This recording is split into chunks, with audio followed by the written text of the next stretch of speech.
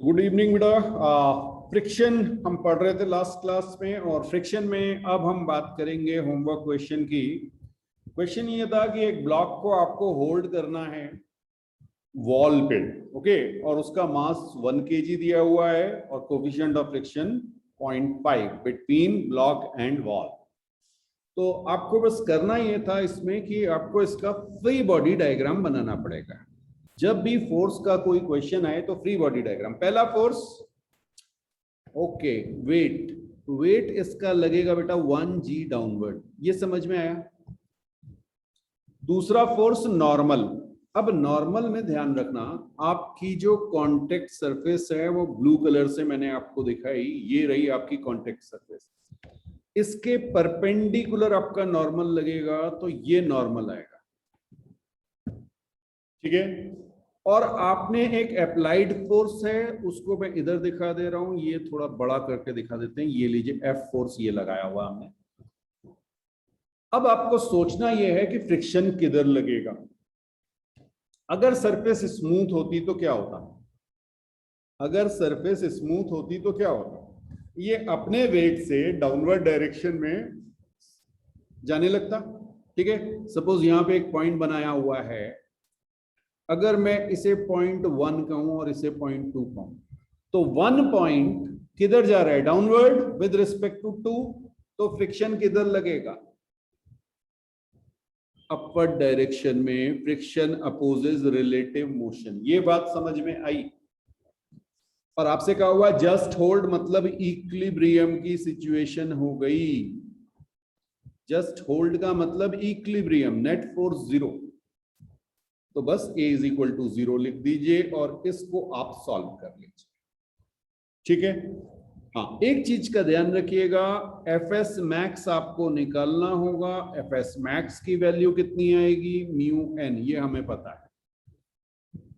तो जब मैं एक्स एक्सिस की इक्वेशन लिखूंगा तो मैं क्या लिखूंगा, force applied by me minus N is equal to 0।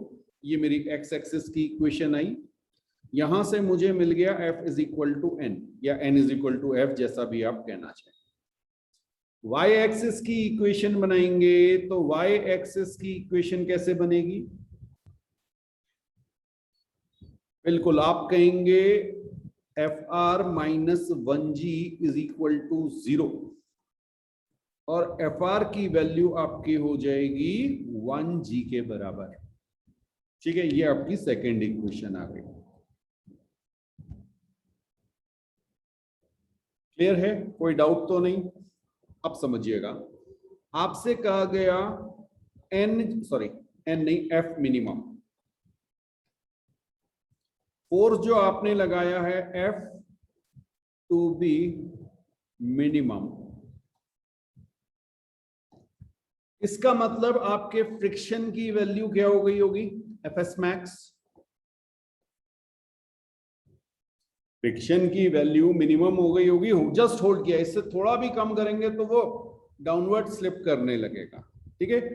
तो एफ आर आपका एफ एस मैक्स आ गया। तो आप यहां पे लिखेंगे mu N is equal to 10, 1g को मैंने 10 लिख दिया, ठीक। और आपको पता है इसी को आप लिख सकते हैं म्यू एफ, फर्स्ट इक्वेशन से, इज इक्वल टू 10, और एफ को आप लिख सकते हैं 10 अपॉन म्यू, और म्यू की वैल्यू आपको गिवन है 0.5, तो ये आपका आंसर कितना आ गया, 20।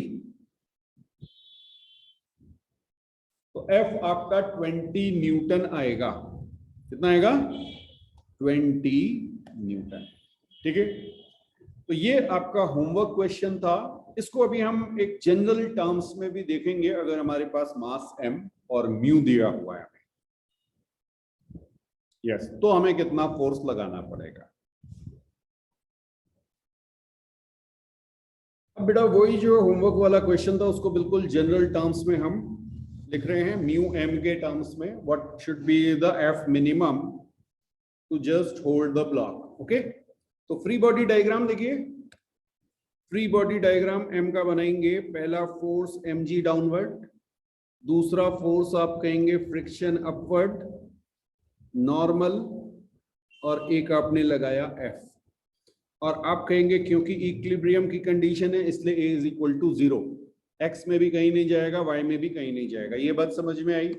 फर्स्ट इक्वेशन लिखेंगे f minus N is equal to 0 और f is equal to n, ये आपकी फर्स्ट इक्वेशन आ गई। fs मैक्स की वैल्यू लिखेंगे, fs मैक्स की वैल्यू आ जाएगी म्यू n, या इसी को आप लिख सकते हैं म्यू f। क्लियर है, because n is equal to f, first equation से ये आ जाएगा। अब y एक्सिस की इक्वेशन आप लिखेंगे तो आप कहेंगे mg is equal to fr, but fr is equal to fs max. क्यों? बिकॉज मैंने मिनिमम फोर्स अप्लाई करना है और जस्ट होल्ड करना है। ठीक, तो यहां से आप लिख सकते हैं mg is equal to mu f, और f आपका आ जाएगा mg अपॉन म्यू। तो ये आपका आंसर हो गया mg अपॉन म्यू। इतना फोर्स अगर आपने मिनिमम लगाया, दिस इज f मिनिमम, इससे ज्यादा लगा देंगे तो होल्ड कर ही लेंगे, बट इतना फोर्स आपको कम से कम लगाना पड़ेगा हॉरिजॉन्टली, किसी एंगल पे नहीं कर रहा हूं, एंगल पे फिर उसके कंपोनेंट लेके क्वेश्चन सॉल्व करना पड़ेगा।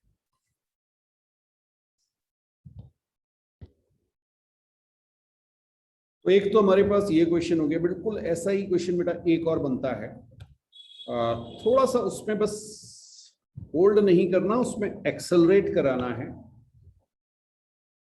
कॉन्सेप्ट बिल्कुल सिमिलर। आपके पास एक ट्रॉली है, इस ट्रॉली का मास है m, और इसके आगे एक ब्लॉक लगा हुआ है जिसका मास दिया हुआ है स्मॉल m। यहां पर आपको कोफिशिएंट ऑफ फ्रिक्शन गिवन है म्यू। ठीक है, आपको मुझे बताना है what should be the acceleration of this trolley so that this small block will not slip. A minimum so that block M will not slip downward. ठीक है जी, नीचे नहीं आना चाहिए। तो ये आपको सॉल्व करना है।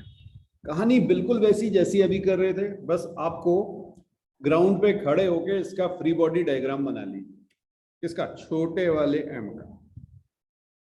देखिए, ये आपने कहा सर वेट mg, अच्छा नॉर्मल कहां लगेगा? नॉर्मल देखो, ये कॉन्टेक्ट सरफेस है। हाँ जी, बिल्कुल रियल लाइफ में पॉसिबल है ये चीज, और आपने कई बार किया भी होगा। कई बार आप पेपर को अपनी चेस्ट पे लगा के दौड़ लीजिए, वो पेपर स्लिप नहीं करे। पेपर आपकी बुक हो और आपकी स्पीड, जब तक आप एक्सेलरेट करेंगे तब तक वो स्लिप नहीं करेगा।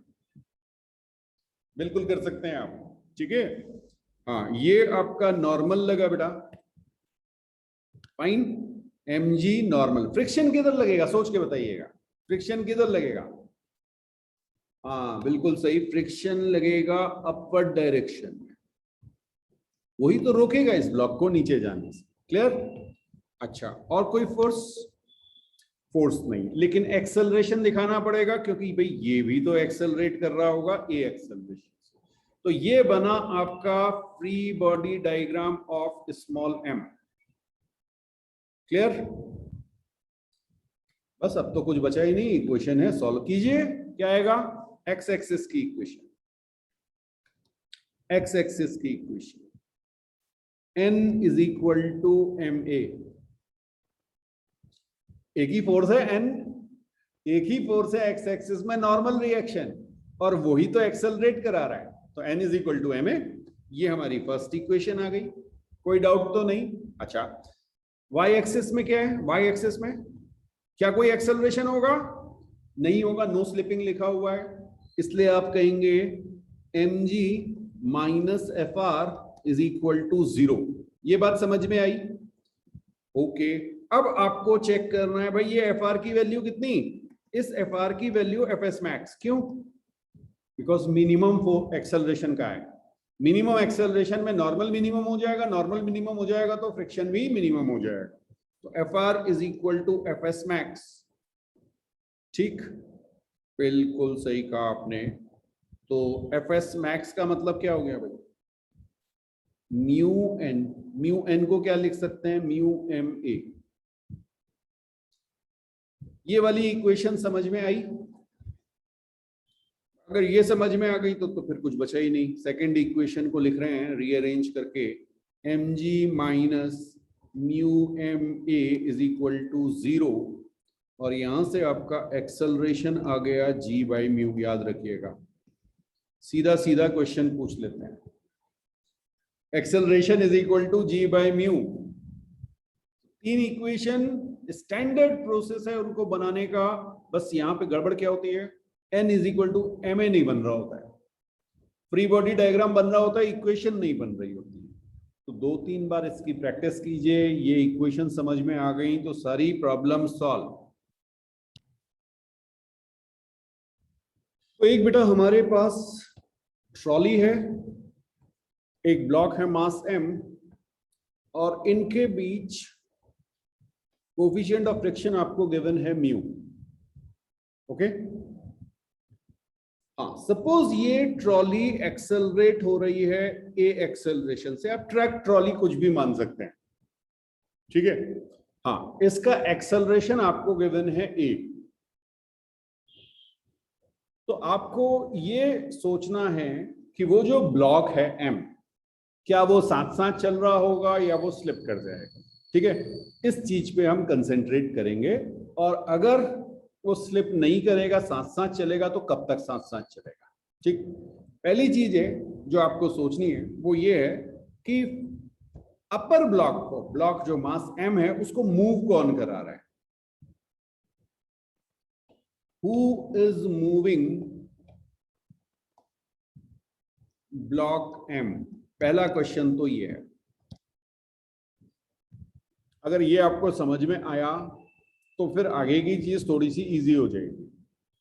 जल्दी से मुझे इसका जवाब दे दीजिए कि ब्लॉक एम को कौन मूव करा रहा है। भाई नीचे वो तो ट्रक चल रहा है, ठीक है, ट्रक के टायर्स में फ्रिक्शन लग रहा है, वो तो ट्रक को मूव करा रहा है।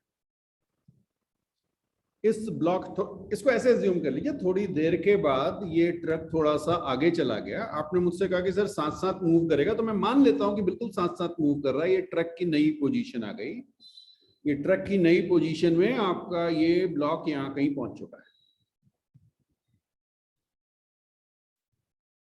हाँ, ये समझ में है ना, ट्रक चलेगा तो ट्रक में कुछ सामान रखा होगा तो वो भी तो चलेगा आगे। तो अभी ये अज्यूम कर रहे हैं कि वो स्लिप नहीं कर रहा है, जैसे जैसे ट्रक आगे बढ़ा आपका ब्लॉक भी ट्रक के साथ जा रहा है। इस सबने देखा होगा ना, ट्रक में या खुली गाड़ी में आप लोग भी बैठे होंगे, तो ऐसा थोड़ी है कि आप पीछे निकल के गिर जाते हो, ठीक है, ट्रक के पीछे बैठे हुए हैं, हाँ, तो स्लिप नहीं किए भाई। तो आपको ये बताना है कि इस ब्लॉक एम को, जो स्मॉल ब्लॉक एम है, इसको मूव कौन करा रहा है, या इसका फ्री बॉडी डायग्राम बना दो। चलो फ्री बॉडी डायग्राम बना दो ब्लॉक एम का, थोड़ा सा बड़ा करके दिखा रहा हूं आपको ब्लॉक एम, जिससे आपको समझ में आए। पहला फोर्स, पहला फोर्स एम जी, दूसरा फोर्स नॉर्मल, बहुत बढ़िया, दो फोर्सेस सबको समझ में आ रहे हैं। अब बताओ थर्ड फोर्स कौन सा, थर्ड फोर्स कौन सा लग रहा है, क्या रोप है, रोप नहीं है, रोप नहीं तो टेंशन नहीं। अच्छा, फ्रिक्शन लग रहा है, कहा आपने, वेरी गुड, फ्रिक्शन लग रहा है। किस डायरेक्शन में लग रहा होगा फ्रिक्शन, जरा सोचो। अब यहां पर बहुत ध्यान से समझना बेटा, ठीक है। मैं आपको, ये मैंने आपको ट्रक की सरफेस दिखाई और ये मैंने आपको ब्लॉक दिखाया है, ठीक है। इस पे मैंने आपसे कहा था 2 पॉइंट बनाइए, एक पॉइंट रेड है और एक पॉइंट ब्लैक है। अच्छा, अगर सरफेस, अब यहां पे ये चीज समझनी बहुत जरूरी है, अगर सरफेस स्मूथ होती तो क्या होता। अगर ये आपने पकड़ लिया तो आपकी सारी प्रॉब्लम सॉल्व। एज्यूम कर लीजिए सरफेस स्मूथ, क्या होगा,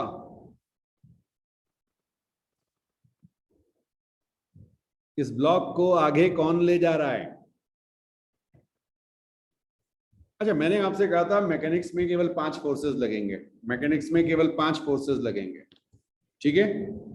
ओके, एक था वेट, वो हमने लगा लिया, एक था नॉर्मल,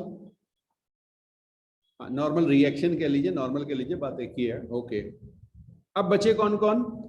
फ्रिक्शन, ऑर्डर भी मैंने यही बताया था आपको, टेंशन और स्प्रिंग थे। अच्छा, क्या यहाँ पे स्प्रिंग फोर्स हो सकता है? सही बात, नहीं होगा स्प्रिंग फोर्स। क्यों नहीं होगा? कोई स्प्रिंग लगा ही नहीं है।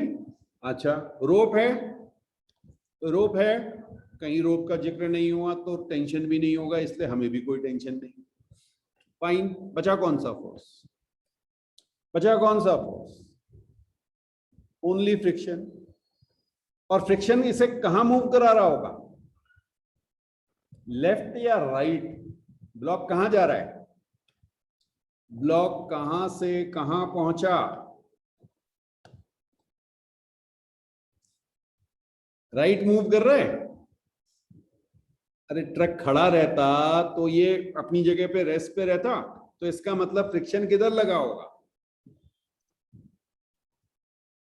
अब दिमाग घुमा, बोले फ्रिक्शन आगे कैसे लग गया? बिकॉज नीचे वाली सरफेस, नंबर लिख रहा हूं, ये 1 और ट्रक की सरफेस 2, अगर सरफेस स्मूथ होती तो 2 आगे जाता, 1 पीछे जा रहा होता। मतलब 1 अपनी जगह से कहीं मूव नहीं कर रहा होता, बट रिलेटिवली 2 के रेस्पेक्ट में वो बैकवर्ड डायरेक्शन में मूव करता। बात समझ में आई? बस ये समझ गए तो फिर आगे प्रॉब्लम सॉल्व। मुझे हाँ ना बता देना।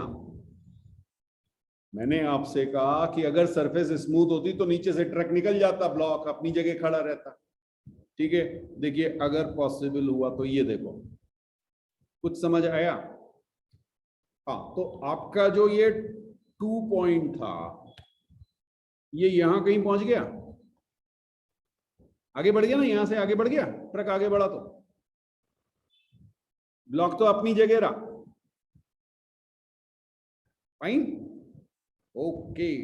और साथ में आपने कहा क्योंकि कोई स्लिपिंग नहीं हो रही इसलिए इसका एक्सेलरेशन ए। तो अब याद रखना, who is moving the block? Friction. तो ऐसा नहीं कि फ्रिक्शन हमेशा आपको नेगेटिव इंपैक्ट देगा, फ्रिक्शन आपको सपोर्ट भी करता है, फ्रिक्शन हमेशा नेगेटिव नहीं होता बेटा। ये कभी क्लास 7th 8th में पढ़ा था। जनरली दिमाग में फ्रिक्शन ये आता है कि अपोज कर रहा, नहीं, यहां तो सपोर्ट कर रहा है यार, आपको ब्लॉक को आगे ले जाने में हेल्प कर रहा है।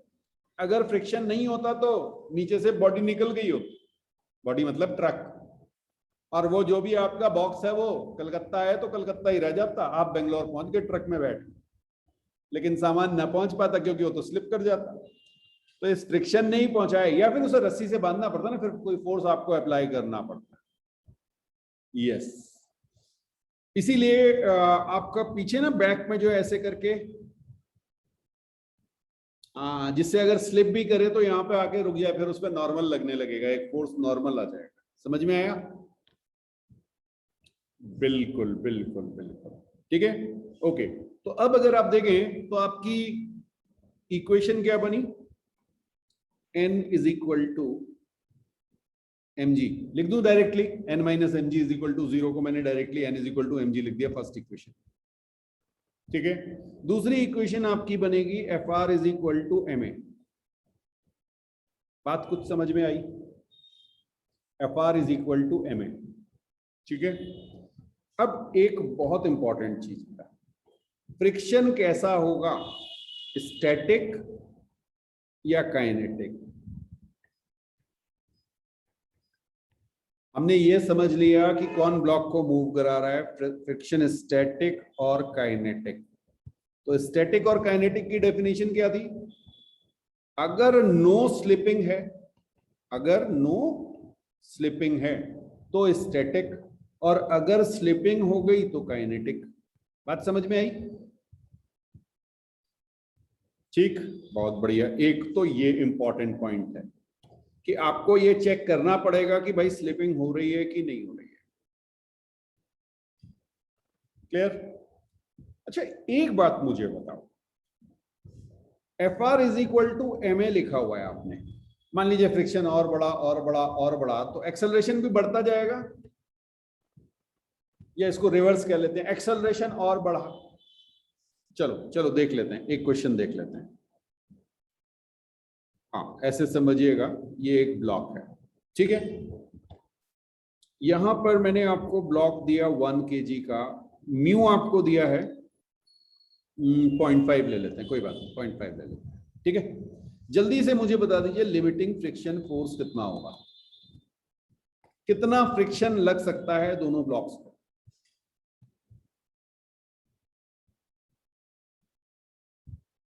लिमिटिंग फ्रिक्शन फोर्स ब्लॉक और ट्रक के बीच में कितना होगा? म्यू एन, बिल्कुल सही कहा आपने, तो आपने कहा म्यू एन और एन की वैल्यू एम जी आ जाएगी, तो आपने कहा म्यू एम जी। इस पर्टिकुलर केस में ऐसे रटना नहीं है, लेकिन यहां पर म्यू एम जी होगा, बिल्कुल सही। म्यू की वैल्यू 0.5, एम की वैल्यू 1 और जी की वैल्यू 10। आपने कहा 5 न्यूटन, बिल्कुल सही आपका आंसर आया, ठीक है। इसमें किसी को डाउट नहीं है, बहुत बढ़िया। अब बेटा 5 न्यूटन का ये है क्या, ये मैक्सिमम फ्रिक्शन लग सकता है, और फ्रिक्शन क्या कर रहा है, एक्सेलरेशन दे रहा है। इसका मतलब ए की भी तो लिमिट होगी, जो फोर्स एक्सेलरेट कर रहा है अगर उसकी लिमिट है तो ए की भी तो लिमिट होगी। ए आ कहां से रहा, एक्सेलरेशन आ कहां से रहा है, फ्रिक्शन फोर्स से। फ्रिक्शन फोर्स की लिमिट है तो एक्सेलरेशन की भी लिमिट होगी, कितनी होगी? Okay, F S max by M, force upon mass, यही तो लिमिट है, आप ही ने तो लिखा F R is equal to M A, F R की वैल्यू एफ एस मैक्स, तो ए लिमिट या ए मैक्सिमम भी हम इसे कह सकते हैं, लिमिट का मतलब मैक्सिमम वैल्यू, ठीक है। ओके, तो यहां पे आपका 5/1 कितना आ जाएगा, 5 मीटर पर सेकेंड स्क्वायर। ये कितनों को समझ में आई बात? देखिए बहुत सिंपल सी चीज है, मैंने आपसे कहा कि ब्लॉक को कौन मूव करा रहा है, फ्रिक्शन। हर फ्रिक्शन की एक लिमिट, फाइन। अगर फ्रिक्शन की लिमिट तो एक्सेलरेशन की लिमिट, बात समझ में आ गई।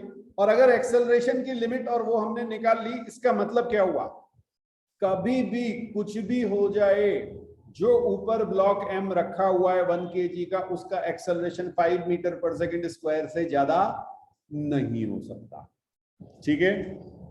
अब समझिए, मैं ले रहा हूं केस 1। केस 1 में मैंने ट्रक का एक्सेलरेशन दिया, हाँ यहां पे 8 ट्रक बता रहा हूं, 1 मीटर पर सेकेंड स्क्वायर। क्या होगा, क्या लगता है आपको, क्या होगा एक्सेलरेशन ऑफ ट्रक और एक्सेलरेशन ऑफ ब्लॉक? तो 1 मीटर पर सेकेंड स्क्वायर ब्लॉक का एक्सेलरेशन हो सकता है कि नहीं हो सकता है? लिमिट कितनी है आपको पता है, लिमिट ये है। तो ब्लॉक का एक्सेलरेशन 1 मीटर पर सेकेंड स्क्वायर हो सकता है, क्या होगा, नो स्लिपिंग। बात समझ में आई? अच्छा, फिर मैंने थोड़ा सा एक्सेलरेशन और दिया, लेट्स से मैंने 3 मीटर पर सेकेंड स्क्वायर कर दिया। अभी भी ये किससे कम है, 5 मीटर पर सेकेंड स्क्वायर लिमिट से कम है। इसका मतलब ब्लॉक का एक्सेलरेशन भी क्या हो जाएगा, 3 मीटर पर सेकेंड स्क्वायर। फिर से क्या होगा, कोई स्लिपिंग नहीं होगी, ये ब्लॉक चलता रहेगा। अब ध्यान दीजिएगा, अगर मैंने ट्रक का एक्सेलरेशन, सॉरी ट्रक तो ऊपर लिखा हुआ है, मैंने कर दिया लेट्स से 6 मीटर पर सेकेंड स्क्वायर। अब क्या होगा, ब्लॉक का लिमिट है, आप ट्रक का एक्सेलरेशन बढ़ा सकते हो, ब्लॉक का नहीं बढ़ सकता, क्योंकि ब्लॉक को कौन मूव करा रहा है, फ्रिक्शन, और फ्रिक्शन की लिमिट है, वो हमने अभी कैलकुलेट की। बात समझ में आई? तो भाई ब्लॉक अपनी मैक्सिमम लिमिट पे जाके रुक गया होगा, और क्या हो गया होगा, यहाँ पे स्लिपिंग हो रही होगी, क्योंकि दोनों का एक्सेलरेशन डिफरेंट हो गया, ठीक। अब इंटरेस्टिंग चीज देखिए, आप मुझे बताइए कि फ्रिक्शन कितना लग रहा होगा केस 1 में। फॉर्मूला क्या था? FR is equal to MA, FR is equal to MA, याद है? तो पहले केस में फ्रिक्शन कितना लग रहा होगा? 1 न्यूटन का। कोई डाउट तो नहीं है? दूसरे केस में 3 न्यूटन का। लास्ट वाले केस में 5 न्यूटन। अवेलेबिलिटी शुरू से 5 न्यूटन की थी, लेकिन जब 5 न्यूटन की रिक्वायरमेंट नहीं थी तो फ्रिक्शन उतना नहीं लगा। कुछ बात समझ में आई? बेटा एक हम एग्जांपल और लेते हैं इसी को समझने के लिए। हमने क्या किया, हमारे पास 2 ब्लॉक हैं, एक को हम M1 मास कह लेते हैं, दूसरे को M2 कह लेते हैं। और अभी हमने जो फोर्स लगाया हुआ है वो बॉटम मोस्ट ब्लॉक पे लगाया हुआ है, ठीक है? अच्छा, केस 1 पहले एज्यूम करते हैं। केस 1 यहां भी स्मूथ है और यहां भी स्मूथ है। केस 1 में दोनों सरफेसेस जो कांटेक्ट वाली हैं वो स्मूथ हैं। क्या लगता है आपको क्या होगा अगर मैंने फोर्स F लगाया तो? भाई ये ब्लॉक जो आपका दिख रहा है, ये ब्लॉक यहां से निकल के ऐसे आगे जाएगा, और जैसे ही ये आगे जाएगा, क्योंकि अपर ब्लॉक का मैं फ्री बॉडी डायग्राम आपको दिखा रहा हूं बेटा। अपर ब्लॉक पे एक M1G लग रहा है और एक नॉर्मल लग रहा होगा, इसे N1 कह लेते हैं। ये बात समझ में आई? ठीक है, तो बिल्कुल इसके नीचे से सेकंड ब्लॉक अगर स्मूथ सरफेस होगी तो बड़े प्यार से निकल लेगा। ठीक, चलिए, तो ये सबको क्लियर हो गया? ओके, मैं वापस ला रहा हूं। ओके, ये वापस आ गया। ठीक है, अब हमने क्या किया, हमने कहा भाई ये वाली हमारी जो सरफेस है M1 और M2 ये रफ है, लोअर सरफेस को स्मूथ रखा हमने। ठीक है, अब 2 पॉसिबिलिटीज हो सकती हैं, या तो M1 M2 के बीच स्लिपिंग हो रही होगी या नहीं हो रही होगी। फाइन। अच्छा, मान लीजिए थोड़ी देर के बाद, मैं ग्रीन कलर से आपको दिखा देता हूं सर। थोड़ी देर के बाद मैंने कहा कोई स्लिपिंग नहीं हो रही थी, M1 और M2 कुछ ऐसे पहुंच गए। ये M1 है, ये M2 है, यहाँ पे कांटेक्ट बना हुआ है, बिल्कुल कांटेक्ट बना हुआ है। ठीक, दोनों विदाउट स्लिपिंग यहां पहुंच गए, विदाउट स्लिपिंग। अच्छा, अब अगर मैं आपसे पूछूं M2 ब्लॉक को किसने मूव कराया, जल्दी से मुझे लिख के भेज दीजिए। M2 ब्लॉक को किसने मूव कराया, या M2 का फ्री बॉडी डायग्राम बना दीजिए। आसान नहीं होगा, लेकिन फिर भी मैं कोशिश कीजिए, कम से कम 3 फोर्स आप दिखा सकते हैं। M2 के 3 फोर्स आप दिखा सकते हैं, एक M2G, एक N2, एक N1 और 4th F भी दिखा सकते हैं। ठीक है, हाँ, लोअर सरफेस पे, लोअर सरफेस दिखा दूं आपको, ये वाली जो सरफेस है इस पे कोई फ्रिक्शन नहीं होगा क्योंकि स्मूथ है। लेकिन अपर सरफेस, जिसे मैं पिंक कलर से आपको दिखाने की कोशिश करूंगा, ओके, ये जो सरफेस है बेटा, ठीक है ना, यहां पर फ्रिक्शन लग रहा होगा। ये सबको समझ में आया? चलो, एक पॉइंट ये बनाया, एक पॉइंट ये बनाया, M2 को नाम दिया 2, M1 को नाम दिया 1। स्मूथ था तो कहां जा रहा था 2 पॉइंट, आगे या पीछे? 2 पॉइंट कहां जा रहा था? विद रिस्पेक्ट टू 1 पे आप खड़े हो जाइए और 2 को देखिए, अगर स्मूथ सरफेस होती तो 2 कहां जा रहा है? बिल्कुल सही बात, फॉरवर्ड डायरेक्शन में जा रहा है। आप उसे राइट भी कह सकते हैं या फॉरवर्ड कह सकते हैं। सबको समझ में आया?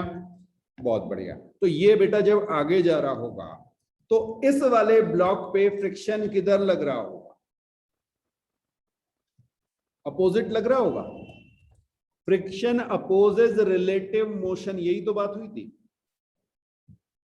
तो ब्लॉक 2 पे फ्रिक्शन किधर लग रहा है? बैकवर्ड डायरेक्शन में। और साथ में आपने कहा सर इसका ना हमने एक्सेलरेशन और दिखा दिया A। अभी इसको A2 कह लेते हैं, ठीक है। अच्छा, अब जरा मुझे बताइए फ्री बॉडी डायग्राम M1 का, पहला फोर्स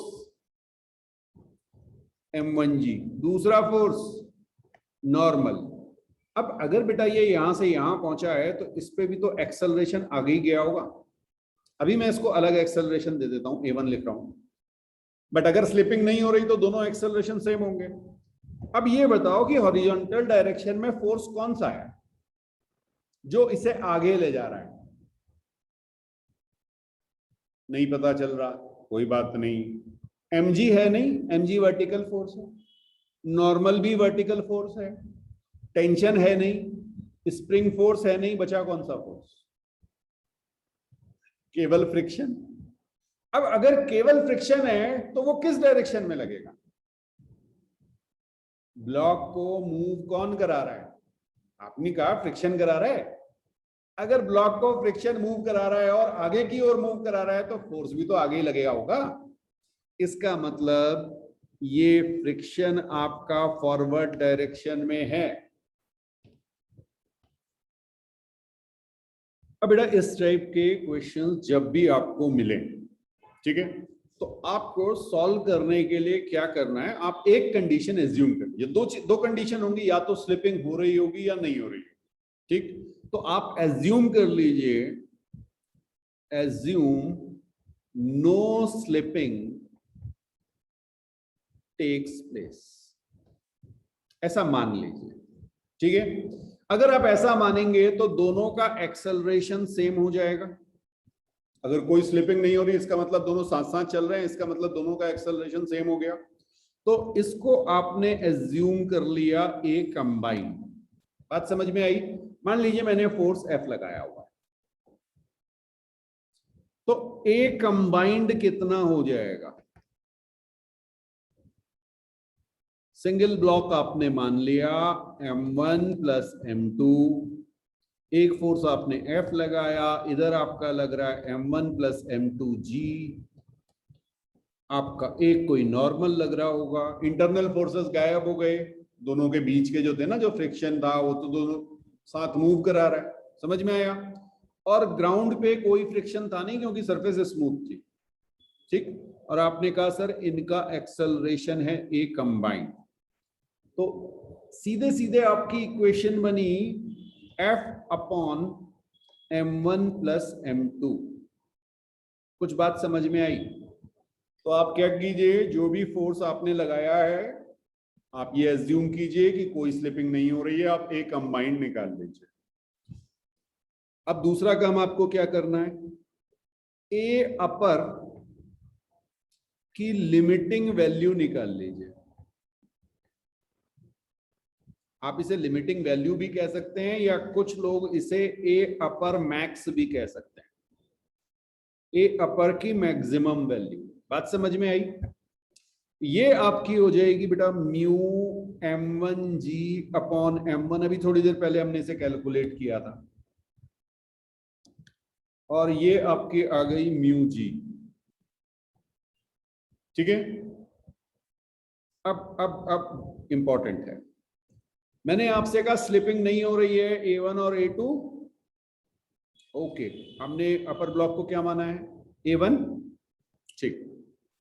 अब जरा देखिएगा, अगर आपका A1 लेस देन म्यू जी है, A1 लेस देन म्यू जी है, तो क्या होगा?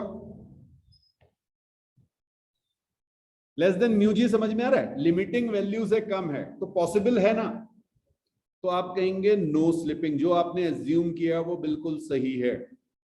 सो A1 is equal to A2 is equal to A combined, ठीक।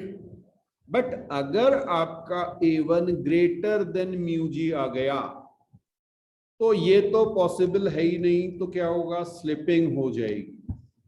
इस केस में A1 की वैल्यू हो जाएगी म्यू जी, A2 आपकी हो जाएगी F minus FR upon M2। अभी न्यूमेरिकल में कराऊंगा इसको तो आपको और क्लियर होगा। A2 की वैल्यू हो जाएगी F minus FR upon M2। दो फोर्स लगने लगेंगे M2 पे, एक तो फोर्स आपने फॉरवर्ड लगाया हुआ एक्स एक्सिस पे, एक फ्रिक्शन अपोजिट लगा हुआ, ठीक। और यहां पर फ्रिक्शन की वैल्यू हो जाएगी Fs मैक्स, ये ध्यान रखिएगा, ठीक है, बिल्कुल। और प्रीवियस केस में फ्रिक्शन की वैल्यू यहां पे भी लिख लीजिए। फर्स्ट केस में Fr की वैल्यू हो जाएगी M1A1, ये ध्यान रखिएगा, बिल्कुल इसे नोट कीजिए। भी एक क्वेश्चन कराता हूं, आराम से समझ में आएगा कि क्या किया हमने। आपको दो ब्लॉक दिखाए गए, एक 10 kg का ब्लॉक है, एक 5 kg का ब्लॉक है। म्यू आपको 0.3 गिवन है between the blocks and lower surface पे ये स्मूथ है, ठीक है। फोर्स आपने लगाया हुआ है लोअर सरफेस पे। Find the maximum acceleration possible without slipping, without slipping, ठीक है। हाँ, between the blocks, between the blocks.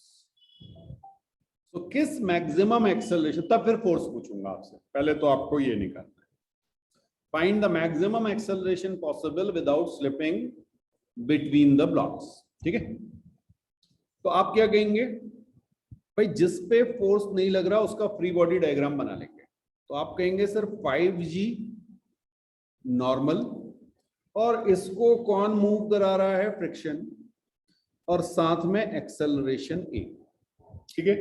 आपने इक्वेशन बनाई n is equal to 5 into 10, 50 आ गया न्यूटन में, ओके। Fs मैक्स की वैल्यू आपने यहां से निकाली। Fs मैक्स की वैल्यू आपकी कितनी आ गई बेटा, 0.3 इंटू 50, यानी ये आपकी आ गई 15 न्यूटन। बिल्कुल आप न्यूटन लिख लीजिए, न्यूटन नहीं, एन मैंने इसलिए नहीं लिखा ना, फिर वो नॉर्मल से कई बार कंफ्यूजन हो जाता है। 15 न्यूटन, ठीक है, चलिए बहुत बढ़िया। अब आपको पता है इसका मास था 5, तो आप यहां से ए मैक्स भी निकाल सकते हैं। ये हम अपर ब्लॉक की बात करें क्योंकि फोर्स जो है वो लोअर ब्लॉक पे लग रहा है, ठीक है। ए मैक्स कितना आ गया, 15/5, दैट इज 3 मीटर पर सेकेंड स्क्वायर। अब याद रखना, अगर आपका फोर्स लोअर ब्लॉक पे लगा हुआ है तो ए मैक्स जो है वो म्यू जी होता है, A max upper mu g when force on lower block, ये ध्यान रखना, when force on lower block, ठीक है। तो अपर वाले की लिमिट है आपको पता है 3 मीटर पर सेकेंड स्क्वायर, ठीक। अब देखिए मैं यहाँ पे आपको डिफरेंट डिफरेंट केसेस दिखा रहा हूं। मैंने एफ क्या किया, मैंने आपसे कहा कि मैंने 10 न्यूटन का फोर्स लगाया, एफ 10 न्यूटन है। फर्स्ट केस एफ 10 न्यूटन दिया, आपको बताना है कि स्लिपिंग हो रही होगी या नहीं हो रही होगी, ठीक। हाँ चलिए, ईज ऑफ कैलकुलेशन के लिए मैं इसे 7.5 न्यूटन कर देता हूं, मैं इसे 7.5 न्यूटन कर देता हूं, चलिए कैलकुलेशन थोड़ा सा आसान हो जाएगा। अब आप क्या करेंगे, आप निकालेंगे ए कंबाइंड। ए कंबाइंड मैंने आपको क्या बताया, total force divided by m1 plus n2, कितना आ गया 0.5 मीटर पर सेकेंड स्क्वायर। बात समझ में आई, इससे कम है 3 मीटर पर सेकेंड स्क्वायर से, 3 मीटर पर सेकेंड स्क्वायर से कम फोर्स है, यानी ये नो स्लिपिंग, नो स्लिपिंग। बात समझ में आई। और इस समय फ्रिक्शन कितना लग रहा होगा, m1 इंटू A1, A1 ए कंबाइंड के बराबर, m1 कितना है 5 into 0.5, that is 2.5 Newton. Available तो है 15 न्यूटन, लेकिन अभी कितना लग रहा है, ओनली 2.5 न्यूटन। अब केस 2 में बेटा मैंने फोर्स कर दिया है 30 न्यूटन का। अब आपको सोचना है कि ये 30 न्यूटन पे क्या हो रहा होगा। शुरुआत वैसे ही करनी है। एजम्पशन क्या लेना है, दोनों साथ साथ चल रहे हैं, तो दोनों साथ साथ चल रहे हैं तो एक कंबाइंड निकालेंगे, ठीक है। एक कंबाइंड अगर आपने निकाला तो आपने कहा सर 30 न्यूटन का force divided by total mass that is 15, तो ये हमारा आ गया 2 मीटर पर सेकंड स्क्वायर। बात समझ में आई। मैक्सिमम लिमिट क्या है ऊपर वाले की, ऊपर वाला मतलब अपर ब्लॉक है यार, ऊपर वाला थोड़ी, उसकी तो मैक्सिमम लिमिट होती नहीं, ठीक है। हाँ 2 मीटर पर सेकंड स्क्वायर, लिमिट है 3 मीटर पर सेकंड स्क्वायर, अभी भी लिमिट में है, यानी दोनों के दोनों साथ चल रहे होंगे, नो स्लिपिंग। बात क्लियर। अच्छा जरा मुझे बताओ एफ हमारा 30 था, ओके ओके ओके, एक मिनट, एफ तो निकाल लिया, फ्रिक्शन निकालना है, फ्रिक्शन निकालना है। फ्रिक्शन कितना होगा, क्या बताया था, फॉर्मूला क्या है, फ्रिक्शन निकलेगा m1 a1 से। a1 आप निकाल चुके हैं, a1 ये रहा, ए कंबाइंड है, अभी दोनों साथ साथ चल रहे हैं, ठीक है। इसलिए ये आपका कितना हो जाएगा, जल्दी सोचो, friction 5 into 2 that is 10 Newton. Friction की लिमिट कितनी है 15, अभी भी लिमिट से कम है, तभी तो देखो एक्सेलरेशन भी कम आ रहा है, ठीक है। ओके अब थर्ड केस देख रहे हैं। थर्ड केस में मैंने फ्रिक्शन को फोर्स को 60 न्यूटन कर दिया, फोर्स अप्लाइड जो है वो 60 न्यूटन कर दिया। अप्रोच अभी भी चेंज नहीं करनी, बिल्कुल वैसे ही आपको, आपने कहा ए कंबाइंड, जैसे ही आपने कहा ए कंबाइंड 16/15, आपका एक्सेलरेशन आ गया 4 मीटर पर सेकेंड स्क्वायर, और आपके दिमाग में घंटी बज गई कि भाई ये मैक्सिमम लिमिट से ज्यादा हो गया, इसका मतलब ये कंडीशन फॉलो नहीं हो रही होगी, यहां पे क्या हो जाएगी, स्लिपिंग हो जाएगी। बात समझ में आई। और अगर आपकी स्लिपिंग हो रही है तो A1 अपनी लिमिट वैल्यू पे पहुंच चुका होगा, वो कितनी थी 3 मीटर पर सेकेंड स्क्वायर, ठीक है। A2 का एक्सेलरेशन कुछ और होगा, वो कैसे होगा वो अभी निकालेंगे। अब हम बनाएंगे A2 का फ्री बॉडी डायग्राम। A2 का फ्री बॉडी डायग्राम, इनसे हमें मतलब नहीं है, आप बनाना चाहें तो बना लीजिए, M2G N2 N1, ठीक है।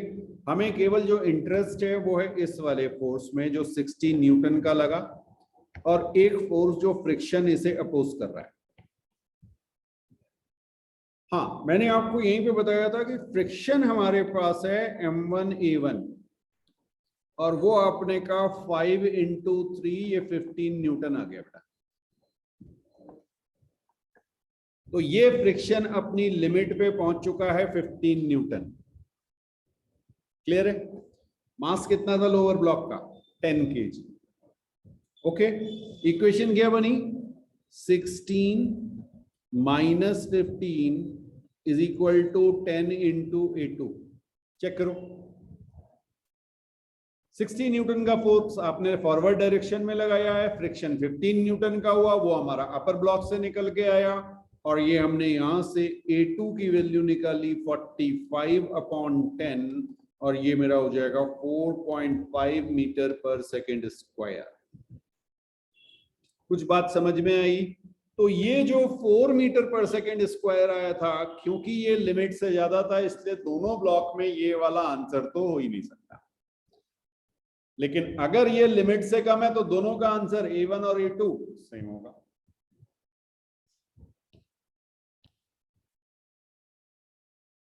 If force is applied on upper block, if force is applied on upper block, ठीक है। हाँ यहां पर बेटा ये दो ब्लॉक हमने दिखाए आपको, इसको हमने कहा M1, इसको हमने कहा M2, और मजेदार बात यह है कि लोअर अभी भी हमने स्मूथ रखा हुआ है, ये सरफेस स्मूथ है, बस हमने फोर्स यहां लगा दिया F1, ठीक है। और ये आपको दिया हुआ है म्यू। दोनों के बीच का जो कोफिशिएंट ऑफ फ्रिक्शन है वो म्यू दिया हुआ है। अब ध्यान से सोचिए, अगर मैं आपसे कहूं फ्री बॉडी डायग्राम बनाइए M1 का फ्री बॉडी डायग्राम, तो आप कैसे बनाएंगे? पहला फोर्स M1 जी, इसमें किसी को मुश्किल नहीं होगी, बहुत बढ़िया। ये नॉर्मल बनाएंगे, एक फोर्स F1 लगाएंगे। अब 2 पॉइंट ले लेते हैं, 1 और 2। सरफेस स्मूथ एज्यूम करो। 1 किधर जा रहा है, 2 से आगे या पीछे? अगर सरफेस स्मूथ होती तो 1 किधर जाता? फॉरवर्ड डायरेक्शन में, तो फ्रिक्शन किधर लगेगा? बैकवर्ड डायरेक्शन में। बात समझ में आई? अच्छा, अब यहां मुझे बताओ लोअर ब्लॉक को कौन मूव करा रहा है? M2 ब्लॉक को कौन मूव करा रहा है? बिल्कुल सही बात, M2G ये आया, ठीक है। ये आपका लगा फ्रिक्शन, और ऑब्वियसली नॉर्मल आप दिखा दीजिए N2 और एक डाउनवर्ड नॉर्मल N1, ठीक है। कुछ बात समझ में आई? ओके, यहां पे A2, यहां पे A1, बिल्कुल वैसे ही आपका बनेगा जैसे हमने पहले वाले केस में बनाया था। द ओनली डिफरेंस इज कि अब फ्रिक्शन की डायरेक्शन चेंज हो गई। पहले M1 को फ्रिक्शन मूव करा रहा था, अब M2 को फ्रिक्शन मूव करा रहा है। जिस पे फोर्स लगाओगे वो तो खुद ही मूव करेगा, उस पे फ्रिक्शन अपोजिट हो गया। बात समझ में आई? जिस ब्लॉक को आप फोर्स नहीं लगा रहे हैं, यहाँ पे लोअर ब्लॉक को, उसको फ्रिक्शन मूव करा रहा है फॉरवर्ड डायरेक्शन, ठीक है। अच्छा, अब जरा मुझे बताइए ये Fs मैक्स की वैल्यू क्या आएगी? Fs मैक्स की वैल्यू मैं आपको 2-3 वैल्यू दे रहा हूं, म्यू M1G, म्यू M2G, या म्यू M1 प्लस M2G। हाँ जी,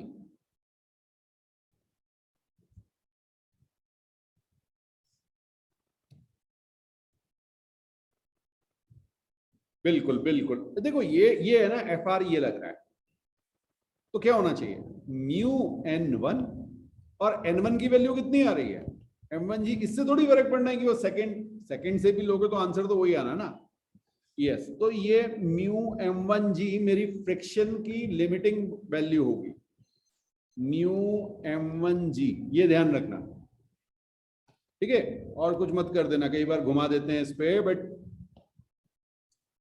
अच्छा, ये जो फ्रिक्शन लग रहा है ये भी तो उसी का रिएक्शन पेयर है, तो ये भी किसके बराबर होगा? म्यू M1G के। Is it clear? अब मुझे बताओ कि A मैक्स कितना आएगा, और ये A मैक्स जो है ये लोअर ब्लॉक के लिए है। कौन सा फोर्स फॉरवर्ड डायरेक्शन में मूव करा रहा है? फ्रिक्शन। मास कितना है? M2, एक ही फोर्स है एक्स डायरेक्शन में, तो A मैक्स की वैल्यू क्या आ जाएगी बेटा? Mu M1G upon M2। ये डिफरेंस है पिछले वाले केस से। वहां म्यू M1G अपॉन M1 आया था, M1 और M1 कैंसिल हो गया था, म्यू जी आपका एक्सेलरेशन की लिमिटिंग वैल्यू आ गई। यहां पर म्यू M1G अपॉन M2 ये लिमिटिंग वैल्यू, लोअर वाले ब्लॉक। क्लियर? ओके ओके, ठीक है। मेथड अभी भी वही है। आप क्या करेंगे? ए कंबाइंड कैलकुलेट करेंगे F by M1 plus M2, और साथ में ए लोअर के लिए मैक्सिमम वैल्यू कैलकुलेट करेंगे। ये क्या आएगी? Mu M1G upon M2। कोई डाउट तो नहीं? हाँ, काफी सारी चीजों का ध्यान रखना पड़ता है, ये तो करना पड़ेगा, तो ऐसा क्वेश्चन मिलेगा तो ये करना पड़ेगा, बट ये बहुत रेयर केसेस में है, मतलब हाँ बढ़िया क्वेश्चन होगा फिर ये, ठीक है। ओके, अब क्या होगा, आगे बढ़े। बिल्कुल, आपने कहा कि भाई अगर ए कंबाइंड लेस है ए लोअर मैक्स से, लोअर ब्लॉक की मैक्सिमम लिमिट से आपका कंबाइंड एक्सेलरेशन लेस आ रहा है, तो अगर लेस आ रहा है तो नो स्लिपिंग, कोई स्लिपिंग नहीं हो रही होगी। ठीक है, बिल्कुल आप कहेंगे A1 sorry A1 is equal to A2 is equal to F by M1 plus M2 या A कंबाइंड, जो भी आप लिखना चाहें। अगर उसकी जो भी आपने कंबाइंड वैल्यू निकाली है उसकी वैल्यू मैक्सिमम लिमिट से कम आ रही, जैसे पहले किया था ऊपर वाले केस में। ठीक है, और इस केस में आपका फ्रिक्शन क्या होगा ये बताते हैं। फ्रिक्शन होगा M2A2, फ्रिक्शन होगा M2A2, एफएस मैक्स मत लिख देना। ठीक है, फ्रिक्शन होगा M2A2। चलिए बहुत बढ़िया। बट अगर आपका A कंबाइन ग्रेटर आ गया A लोअर मैक्स से, अब क्या होगा? स्लिपिंग होने लगेगी क्योंकि आपकी लिमिट से ज्यादा हो चुका है। ठीक, यस, तो A1 not equal to A2, बात समझ में आ गई। तो यहां पर A2 की वैल्यू, A2 मतलब लोअर वाला ब्लॉक जो है उसकी वैल्यू क्या हो जाएगी? A लोअर मैक्सिमम, और A1 की वैल्यू आएगी F minus F S max divided by M1। Free body diagram देखिए, आपको इक्वेशन समझ में आ जाएगी। F minus F S max is equal to M1 A1, ये एक्स एक्सिस की इक्वेशन बन रही होगी।